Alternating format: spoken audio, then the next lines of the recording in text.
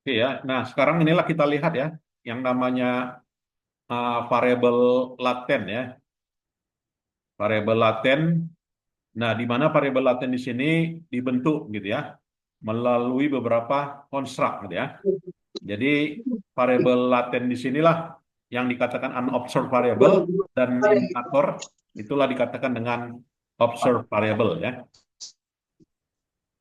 Kemudian, nah di sini kita lihat ya apa yang dikatakan dengan reflektif dengan formatif ya. Jadi yang namanya reflektif itu apabila suatu unobserved variable membentuk beberapa indikator gitu ya. Nah, itu dikatakan dengan reflective measurement gitu ya. Seperti misalnya kepuasan. Ya, kepuasan itu diwujudkan dalam bentuk ya apakah apresiasi gitu kan. Kemudian apakah melihat gitu ya atau juga merekomendasi gitu kan. Nah, jadi inilah dikatakan dengan reflektif. Jadi kepuasan itu direfleksikan dari tiga unsur ini. Dan nantinya tiga unsur ini dilihat ya masing-masing dari koefisiennya gitu ya. Nah, jadi ini semuanya memang tergantung dari teori gitu ya.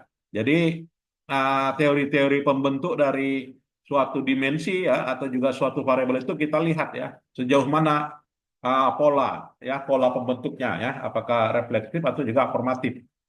Nah, kalau misalnya dari suatu teori juga ada unsur kepuasan gitu ya. Kepuasan di sini dengan model ukurannya adalah formatif. Ya, apabila uh, terbentuknya kepuasan dibentuk dari tiga aspek, ya kan, yaitu aspek kebersahabatan, ya, atau juga aspek kebersihan, gitu ya, atau juga aspek uh, lokasinya bagus, gitu ya. Maka itulah indikator dikatakan dengan puas, gitu ya. Nah, inilah dikatakan dengan indikator reflektif dan juga indikator formatif, ya. Nah, jadi nanti disertasi Bapak Ibu juga bisa bisa bisa menjelaskan gitu ya, bisa menjelaskan reflektif dan juga formatifnya ya. Dan reflektif dan juga formatifnya secara model ini kita lihat ya. Jadi nanti berapa nilai rata-rata tertimbang ya. Dan hubungan antara X dengan Y yang merupakan variabel laten X ya dengan variabel laten Y gitu ya. Nah, ini ada ukuran koefisiennya ya. Jadi nanti diukur ya, baik itu reflektif maupun juga formatif. Nah, ini. Dan pet coefficient di sini gitu ya. Ini menunjukkan ya sejauh mana hubungan antara laten dengan laten gitu ya. X dengan Y itulah namanya pet coefficient. Besar besar kecilnya hubungan gitu ya. Yang dikatakan dengan pet coefficient. Nah, adapun tahapan kita mau mengolah data ya. Mengolah data Bapak Ibu itu berasal dari SPSS dulu gitu ya. Nah, jadi kita tabulasi gitu kan. Kemudian juga dari kuesioner gitu kan, kita tabulasi ke data ke Excel dulu lah ya tepatnya. Dari Excel lantas kita konversi ke SPSS gitu ya. Jadi uh, mau masukkan data dari Excel ke SPSS gitu itu udah melalui screening gitu ya. Jadi data yang nol dibuang gitu kan. Atau data ada jawaban responden yang nggak bisa dibaca atau nggak dijawab orang gitu kan. Nah, itu disisihkan dari kuesioner untuk dilakukan penelitian gitu ya. Jadi prosesnya kita entering data, screening data, detecting outlier gitu ya. Kemudian computing deskriptif, statistik, examining. Nah, ini semuanya dilakukan di SPSS. Nah, jadi nanti di metode penelitian di daftar di disertasi ya, itu adapun untuk analisa statistik deskriptif, saya menggunakan analisa dengan alat bantu SPSS. Nah, itu disebutin. Dan nantinya untuk deskriptif juga beda gitu ya. Kalau dia computing deskriptif dengan apa ya? Antara computing deskriptif dengan computing apa frekuensi itu beda gitu ya. Kalau dia computing deskriptif itu nantinya kita hanya mencari nilai maksimum, nilai minimum, nilai median gitu ya, nilai rata-rata. Cukup gitu ya kan. Nah, bagaimana nantinya kalau kita ingin melihat persentase? Jawaban 5 berapa yang jawab? Berapa jawaban 4 berapa berapa persen yang jawab? Nah, itu nggak bisa diselesaikan dengan computing deskriptif, tetapi adalah dengan menggunakan computing frekuensi. Nah, ini makanya kita perlukanlah yang namanya SPSS ya. Nah, ini. Kemudian tahapan yang kedua ya baru menggunakan PLSM. Nah, dalam dalam menggunakan PLSM kita menilai dan juga mengukur keandalan ya, reliability dan juga validitas. Dan juga menilai model model pet coefficient-nya gitu ya. Berhubungan sejauh mana apakah model hubungannya mediasi atau juga pemoderasi gitu ya. Dan dalam analisa data ya, tidak lepas nantinya kita menggunakan yang namanya teknik sampling ya. Kemudian berapa ukuran sampling ya. Kemudian pretest. Nah, bab 1, bab 2, bab 3 Bapak Ibu harus ada pretest gitu ya. Harus ada pilot test ya kalau misalnya kuesioner ya. Nah, pretest dan pilot test itu harus ada. Menggunakan berapa sampel? 30 ya. Itu dilakukan ya. Dan juga metode menghitung variannya. Varian bersama berapa, varian masing-masing berapa ya. Dan menentukan kode item dan juga menjelaskan dengan sederhana terlebih dahulu dengan uji faktor. Ya, artinya kita menguji apakah indikator itu merupakan sebuah indikator atau tidak gitu ya. Maka nantinya ada namanya menggunakan analisa faktor ya atau juga menggunakan konfirmatori gitu ya. Artinya bagaimana hubungan indikator menjadi reflektif atau juga formatif gitu ya. Nah, itu kita gunakan nanti analisa faktor dan analisa konfirmatori dan juga menghitung nilai-nilai yang kosong ya. Dan bicara kita menggunakan sampling gitu ya, memang kita apa ya uh, menggunakan seperangkat teknik. Nah, jadi disarankan memang Bapak Ibu menggunakan metode samplingnya adalah metode sampling probability ya dari sisi apa ya dari sisi apa ya dari sisi apa namanya dari sisi ke validitan pertanggungjawabannya secara ilmiah gitu ya. Artinya kalau dengan menggunakan metode probability ya maka dasarnya cukup kuat gitu ya. Simple random ya, kemudian systematic random atau juga stratified random atau juga cluster. Nah, saya menyarankan mensuggest gitu ya Bapak Ibu gunakan yang empat ini ya, probability. Jadi yang non probability itu ada convenient, ada snowball, ada quota. Nah, ini karakteristiknya beda ya. Seandainya respondennya sulit sulit didapatkan gitu ya, maka boleh Bapak Ibu gunakan non probability. Dan dalam melakukan sampling probability di sini, ya kita nantinya menyimpulkan dari hal yang bersifat umum ke khusus, gitu ya. Artinya kelebihannya ini itulah ya, bisa mampu mengeneralisir ya, mudah mengambil sampelnya dan juga menggunakan statistik asumsi ya. Dan juga non probability samplingnya eh, bisa juga ya sama fungsinya adalah bisa mengeneralisir ya yang ragu-ragu ya dan juga mudah mendapatkan sampelnya ya. Dan dalam menggunakan sampelnya di sini gitu ya, kita bisa juga pakai software ya. Nah, boleh nanti Redshop atau juga Daniel Software ya. Nah, tinggal masukkan aja berapa populasi gitu kan, dapat sampel gitu kan.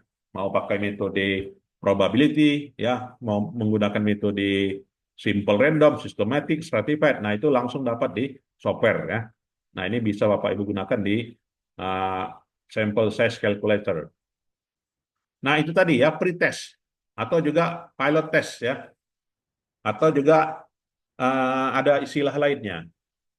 Ada istilah lainnya bahwasanya ya sebelum kita turun ke lapangan, maka terlebih dahulu sampel-sampel yang ada kita uji coba ya. Jadi nanti uji coba namanya pretest dan juga pilot test ya. Supaya apa ya?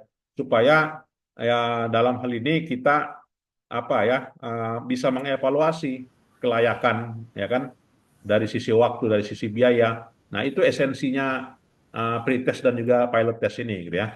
Supaya nanti kalau kita mau ngambil sampelnya 2000 gitu ya, maka pilot testnya dulu dilakukan. Nah, itu nanti ditanya itu di bab 3 gitu kan. Nah, ini Bapak Ibu. Dan menghitung varian ya. Jadi menghitung variannya di sini ya bisa kita menggunakan pendekatannya adalah pendekatan prosedur atau juga menggunakan statistik ya. Jadi bisa menggunakan pendekatan statistik itu Herman Signal Factor, partial correlation ya kan, social measurement construct, correlation metric ya atau juga measurement latent marker. Nah, jadi analisa korelasi itu disebut dengan GMV ya, GMV. Ya, kemudian untuk nilai-nilai yang hilang bagaimana ya? Nah, jadi untuk menghitung nilai yang hilang gitu ya, missing value, ya itu bisa menggunakan pendekatannya ya, pendekatan tradisional atau juga pendekatan terkini. Nah, kalau dia pendekatan tradisional untuk sampel yang hilang, no replacement, nggak ada ganti, buang berarti ya. Atau juga midpoint of scale, yang cari titik tengah. Kemudian atau juga menggunakan nomor random atau menggunakan nilai responden yang lainnya ya. Nah, juga bisa digunakan dilihat di apa ya, bisa dicari di latur-latur yang lain. Oke, kita melihat bahwasanya bagaimana yang namanya pengukuran model.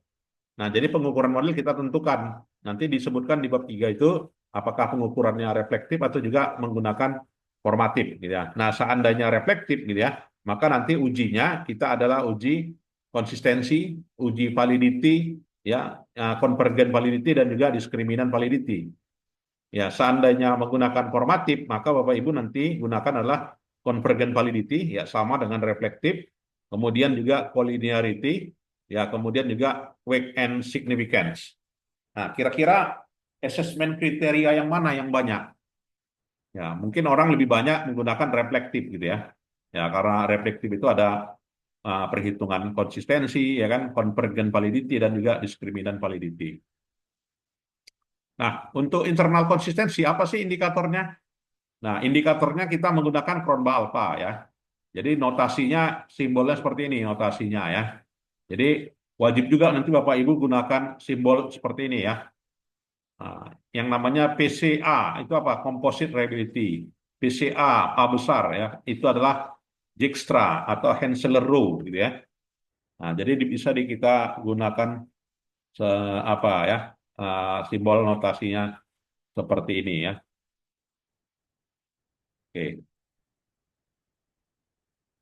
Ya, kemudian kalau menggunakan uji yang namanya convergent validity, maka faktor loading factor ya, atau juga menggunakan AP.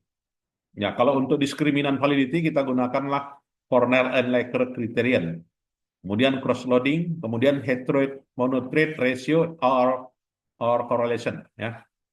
Nah, untuk Cronbach alpha di sini kita mengukur indikator apa ya, menggunakan keandalan dari masing-masing indikator ya. Jadi Cronbach alpha, indikatornya dihitung satu-satu, berapa Cronbach alpha-nya. Nah, nanti dapat total Cronbach alpha ya. Bisa juga menggunakan composite reliability. Nanti keluar kalau output asli dengan Smart PLS versi 4 ya, dapat aslinya, dapat apa ya, nilai composite reliability ya, Dijkstra, Henseler Rho ya, keluar ya. Nah, jadi nanti boleh aja Bapak Ibu gunakan. Saya menggunakan internal konsistensi. Nah, coba metodenya ganti ya. Jangan pakai metode Cronbach alpha lagi, tapi coba pakai metode Dijkstra ya atau Henseler-Rho. Atau juga convergent validity gitu ya. Jadi convergent validity menggunakan loading factor dan juga AP ya. Indikatornya berapa? 70%. Jadi kalau di atas 70% berarti valid gitu ya. Tapi kalau di bawah 70% ada yang membilang tidak valid gitu ya. Jadi di sini idealnya memang di atas 70% ya loading factor. Jadi bagaimana Pak seandainya loading factornya di bawah 70%? Maka uh, dilakukan dengan cara membuang indikator ya, atau apalagi 0,5 ya. Jadi salah satunya adalah dengan jalan menambah sampel atau juga menambah indikator gitu ya, supaya loading factornya 0,70. Itu pun 0,708 ya. Nah, ini. Dan convergent validity itu ya kalau yang 0,4 acceptable ya, 0,5 acceptable, 0,6 acceptable. Dan idealnya sih 0,78 ya, 708. Nah, ini convergent validity ya. Nah, kalau dirumuskan convergent validity ini dengan AP ya. Jadi AP itu dengan formula sebagai berikut ya. Dan diskriminan validity metode perhitungannya boleh menggunakan metode Cornell and Laker, cross loading atau juga heteroid monotrade. Nah, ini memang jarang sekali ya, kebanyakan memang orang menggunakan cross loading. Nanti Bapak Ibu waktu nyusun disertasi coba gunakan metode heteroid monotrade ya. Jadi heart rate monotrade level signifikannya adalah 0,85 ya.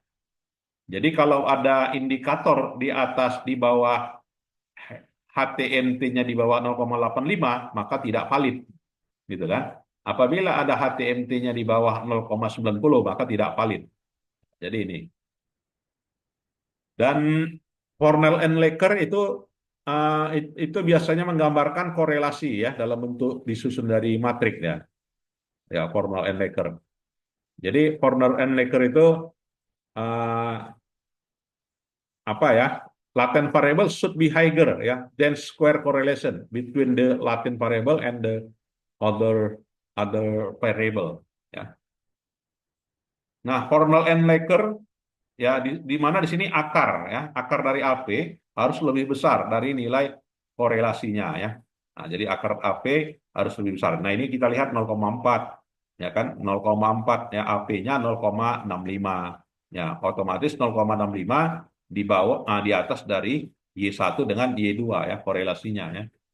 Karena korelasinya 0,2, AP-nya harus di atas gitu ya, maka 0,65 ya. Nah, untuk diskriminan validity dengan Cornell-Laker itu ya terlihat ya bahwa dalam bentuk matriks sebagai berikut ini ya.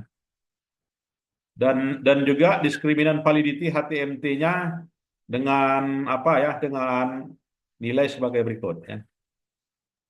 Dan diskriminan validity HTMT, head rate dan juga monotrade dengan formula manualnya kita hitung sebagai berikut. Nah, dan di mana 0,85 gitu ya. Nah, itu tadi ya, di atas 0,85 dan di atas 0,90. Mungkin ada mau kita diskusikan, silakan Bapak Ibu. 11 ya. Nanti videonya saya share juga nih. Tapi direkam ya. Oke, direkam. Pak izin bertanya. Boleh. Tadi ada dijelaskan pretest, pilot test ya Pak. Betul. Itu sama ya Pak dengan uji validitas, reliabilitas. Nah, jadi yang namanya apa pretest dan juga pilot test bedanya apa gitu kan? Ya, dalam hal ini uji validitas dan reliabilitas juga, cuman sampelnya maksimal 30. Nah, ini bedanya gitu ya. Artinya apa? Kita mau mengukur variabel tersebut atau indikator tersebut memang layak ya dijadikan kuesioner. Nah, maka dilakukan namanya pretest dan juga pilot test. Kalau nama lainnya disebut dengan uji respon bias, gitu kan? Nah, uji respon bias nama lainnya itu. Jadi kita hanya menilai quality question. Nah ini ya. Jadi kita menilai quality of question, respondent confusion, and juga hesitation. Nah, jadi melihat itu aja kita ya. Kemudian melihat apakah panjangnya, layoutnya, formatnya, gitu kan, dan juga keurutannya, gitu ya. Nah itu namanya dilakukan dengan pretest dan juga pilot test ini. Sampelnya aja minimal 30 di bab 3 ya. Makanya waktu nyusun proposal, Bapak Ibu harus ada pretest dan pilot testnya.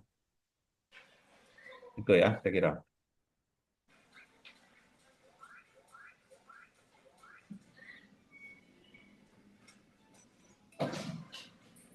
Oke, berikutnya.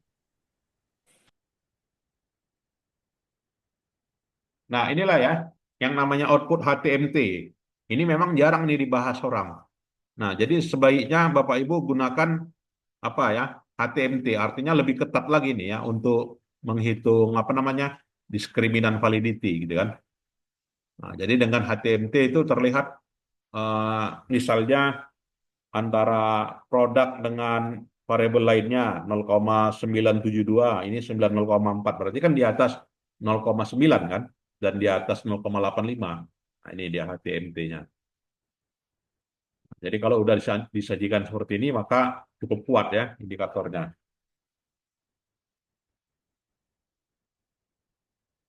Ya, kemudian, nah di sini kita ada menghitung higher order construction. Artinya sebuah variabel ya, yang dalam hal ini dibentuk oleh dimensi, gitu kan. Sejauh mana terbentuknya satisfaction ini, di mana ditentukan dari price, ya kan, ditentukan dari service quality, ditentukan dari personality, ditentukan dari service scape, gitu ya. Maka nantinya ada tahapan tahapan yang kita lakukan ya, higher order model ya, yaitu disebut dengan first order dan juga higher order.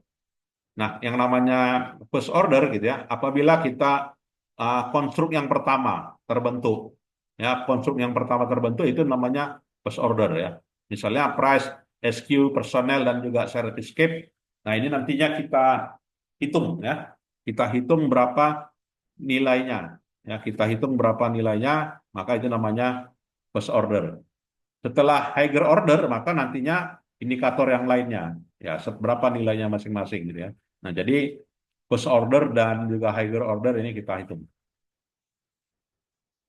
Nah, ini kita lihat ya bagaimana tipe reflektif dan juga formatif ya.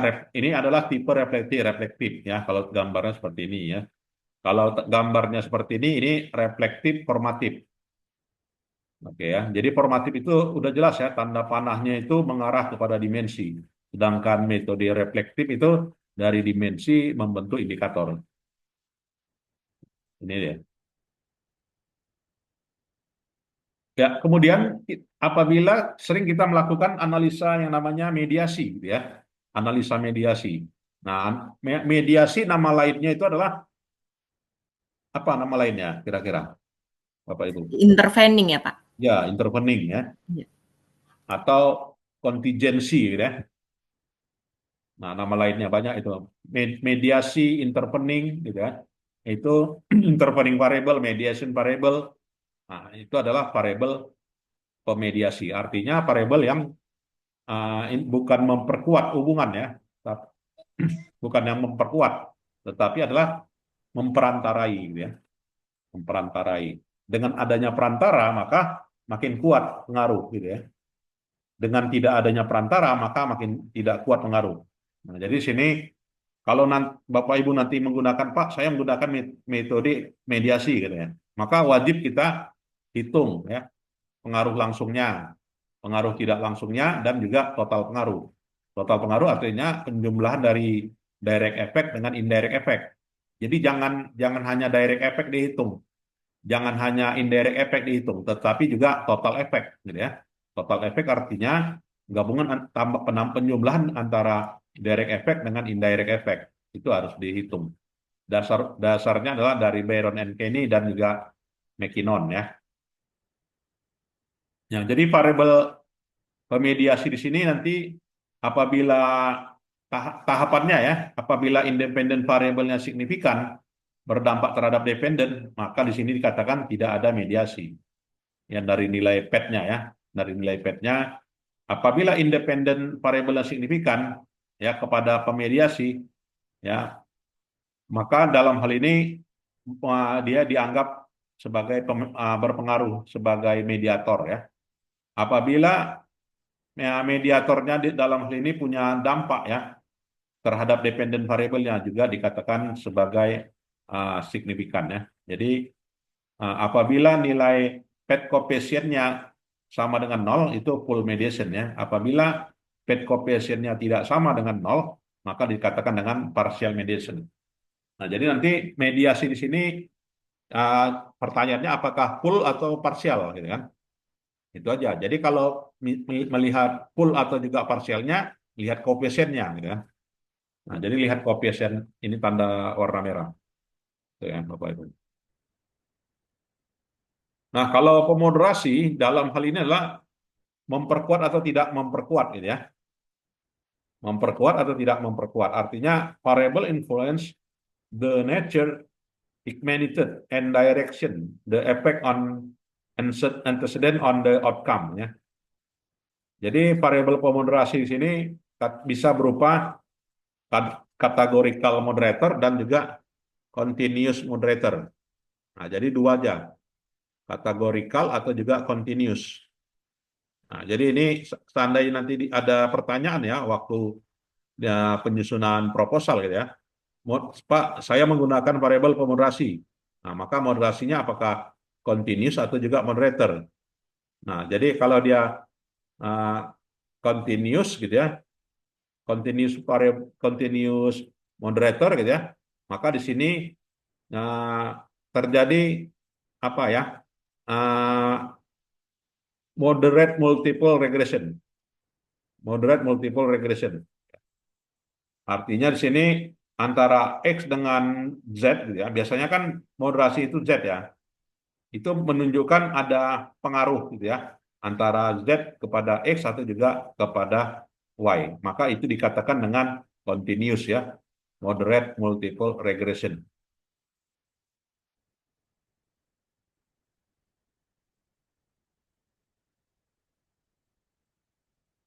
Nah, jadi tanda panahnya moderasi itu di atas ya.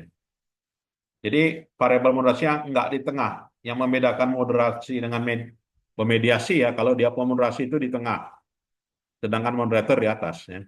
Nah ini bedanya antara moderator dengan mediator, mediated and moderation ya.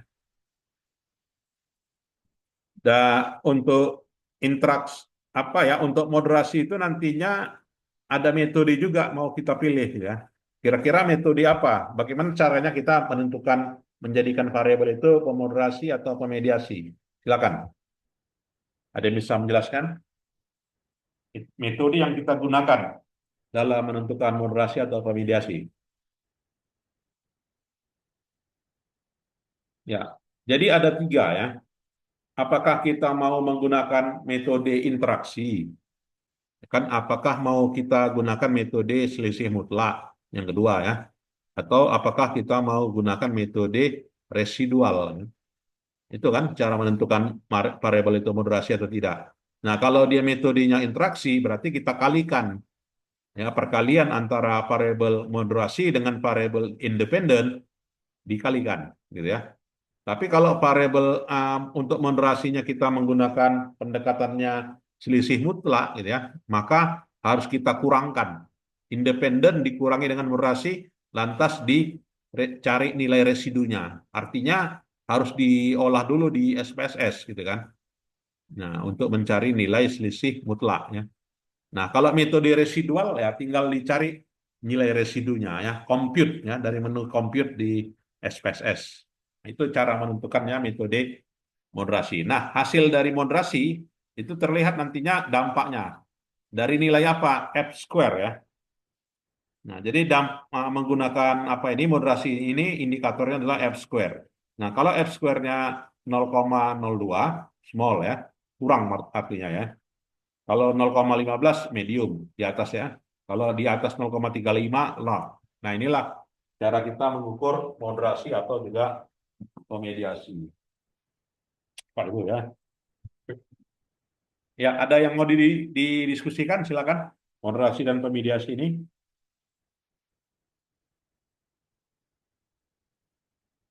konsepnya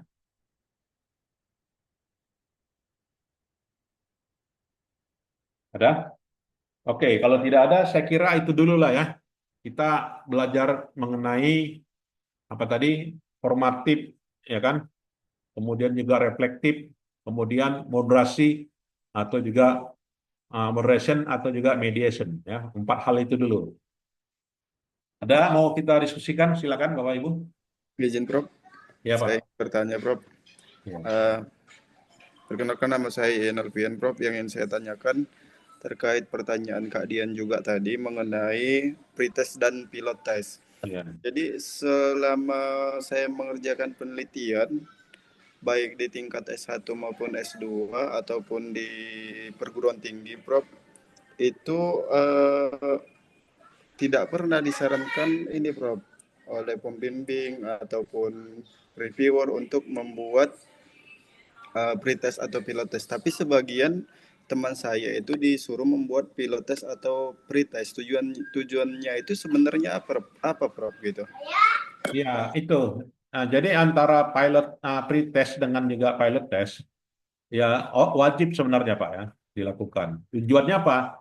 Supaya kita yakin, ya kan, bahwasanya kuesioner yang kita akan kita sebar, gitu kan, terjamin ya akan menghasilkan jawaban pertanyaan yang valid dan juga pertanyaan yang bisa diandalkan, ya kan? Valid and reliable terjamin. Itu tujuannya pilot test atau juga uji respon bias gitu ya. Apalagi kita menggunakan variabel yang baru gitu kan. Artinya masih banyak belum digunakan orang, ragu orang menggunakan kuesioner ini. Ini kuesionernya replikasi atau enggak katanya. Oh enggak Pak, kuesioner ini saya susun sendiri. Loh dari mana Anda yakin bahwasanya Anda susun sendiri, tiba-tiba Anda tanyakan sama orang banyak gitu ya. Dari mana bisa yakin kita? Oh, saya sudah melakukan pilot test dan juga melakukan pretest. Ini bisa saya yakini. Inilah butir-butir pertanyaan yang memang sudah terbukti pada pilot project saya. Nah, jadi antara pretest dengan juga pilot test gunanya adalah untuk meyakini bahwasanya kuesioner sebelum kita turun pada riset yang sesungguhnya, gitu ya, yang apa, uh, yang sudah apa ya, yang sudah fix, gitu ya, sampling dan semuanya, gitu ya, maka harus ada pretest dan juga pilot test, wajib ya Pak. Gitu ya. Izin Pak, berarti itu sama dengan uji validitas dan reliabilitas gitu ya Pak ya? Validitas dan reliabilitasnya itu adalah alat ukurnya. Ya. Nah, jadi Jadi kita gini, menggunakan itu ya? jadi misalnya gini, kita apa ya, kita menyusun disertasi, sampelnya 300 gitu kan. Sampelnya 300 kita buat di situ dengan terpilih dengan metode purposive sampling gitu kan.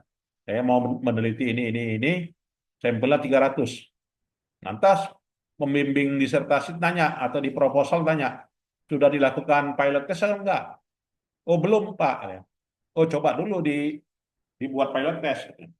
Nah itulah dia gunanya. Artinya sebelum menyebarkan pada sampel 300, ya dicari dulu 30. Nah 30 itulah kita sudah melakukan yang namanya pretest dan juga pilot test yang dilakukan. Itu saya kira.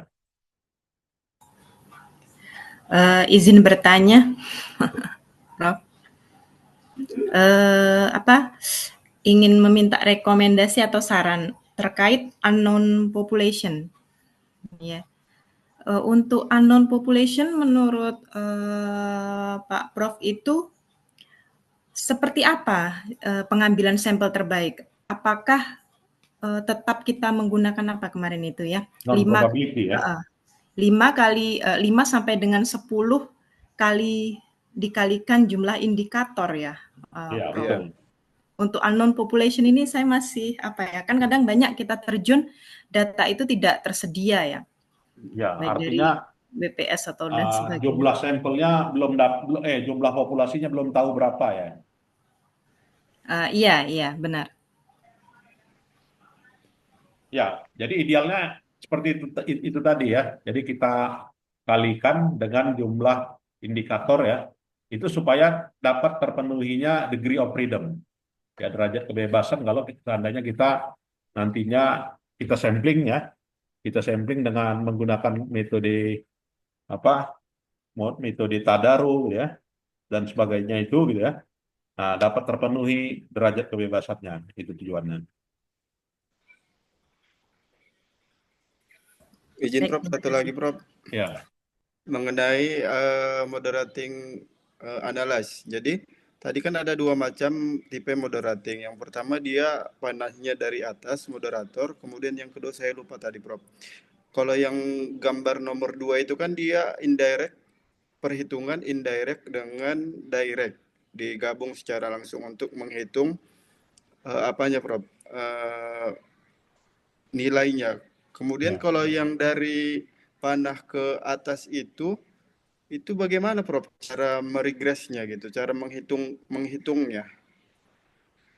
Ya, kalau X dengan Y ya kan regres biasa ya kan.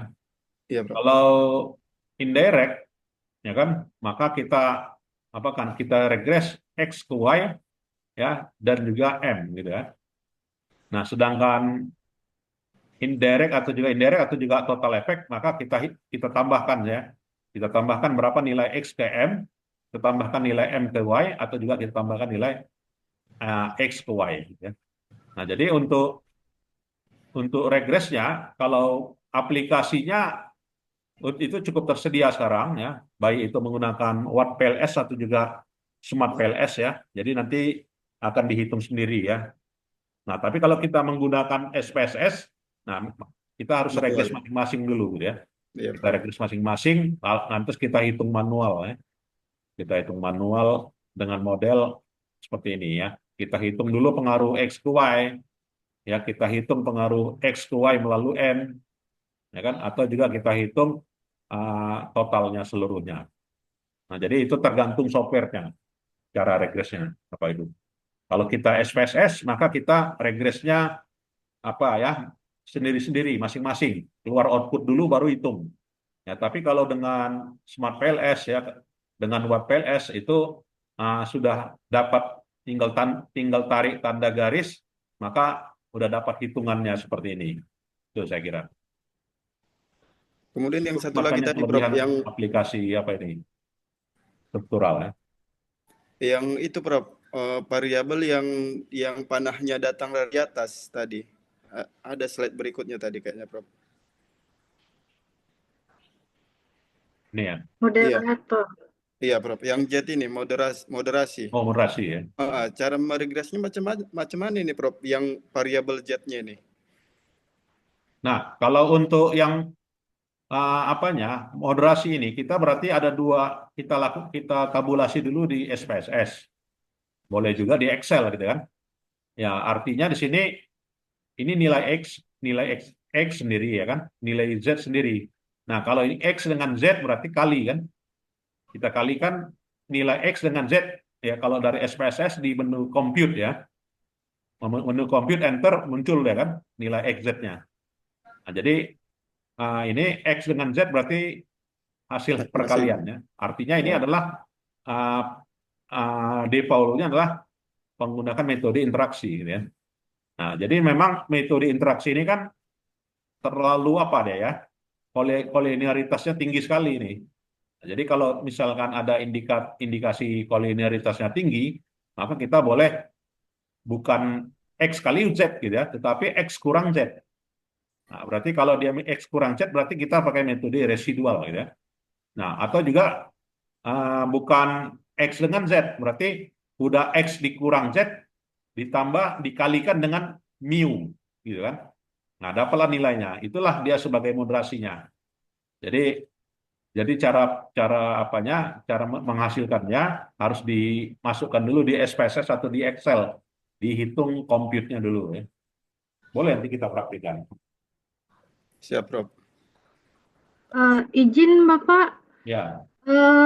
tadi ada dikatakan bahwa untuk uji valid atau uji pilot gitu kita memberikan kepada 30 responden. Apakah memang patokannya atau menurut para ahli itu memang harus 30 ataukah ada pendapat lain yang memang di atas 30? Mungkin merujuk kepada misalnya sampel kita tuh sampai 500 responden gitu Pak. Karena memang kalau mahasiswa S1 saya suruh biasanya 30 untuk uji valid gitu. Cuma saya belum menemukan menurut pendapat para ahli yang lain bahwa uji valid itu bisa kurang atau lebih dari 30 gitu. Ya, artinya kan 30 itu minimal ya. Minimal ya. Mau lebih silakan. Nah, jadi pretest atau juga pilot test minimal sampel 30. Oh, tidak ada misalnya menurut para ahli mana gitu, nggak ada Pak ya? Tidak ada, tidak ada. Jadi itu sampel minimal ya. Oke, baik Pak. Ya. Ada lagi? Pak izin bertanya Pak. Ya. Pak kan tadi Bapak menjelaskan tentang aplikasinya ada Smart PLS sama SPSS dan EVIUS dan lainnya. Pak, apabila misalnya kita kan ada uji validitas, tapi kita tidak menemukan di aplikasi itu apa boleh campuran gitu Pak. Misalnya kita EVIUS kan tidak ada uji validitasnya. Boleh kita menggunakan SPSS sebagai bantuan untuk mencari uji validitasnya gitu Pak. Boleh Pak. Ya. Aplikasi gitu dalam satu penelitian gitu Pak. Ya, jadi kita dalam menggunakan aplikasi harus ada pertimbangan. Nah, kalau kita menggunakan yang namanya EVIUS gitu ya, maka kita lebih tepat untuk pengolahan data sekunder. Nah, jadi kalau dia pengolahan data sekunder gitu ya, dia menunya bisa melihat nilai acak, ya, nilai random, ya, fixed effect, random effect, atau juga common effect, gitu ya. Maka IPIS lebih tepat. Tetapi kalau kita menggunakan kuesioner, gitu kan, maka kita udah yakin, ya, kita udah mengetahui bahwasanya kuesioner kita itu tentu saja ada indikator, gitu ya, tentu saja ada dimensi. Nah, apabila kita menggunakan atributnya indikator atau juga dimensi, maka itu tidak tersedia di IPIUS, gitu ya. Maka kita bisa gunakan aplikasi yang dalam hal ini dapat menyelesaikan persamaan struktural, ya, yang atau disebut dengan structural equation modeling. Nah, maka kita gunakanlah Smart PLS atau juga Quad PLS. Bukan itu lagi, Israel juga tersedia, ya. Nah, jadi kita lihat dulu aplikasinya. Kalau IPIS itu udah pasti dia untuk apa ya, data sekunder. Nah, kalau zaman dulu, gitu kan, orang belum kenal nih SPSS, menggunakan web PLS. Orang gunakan SPSS, gitu kan.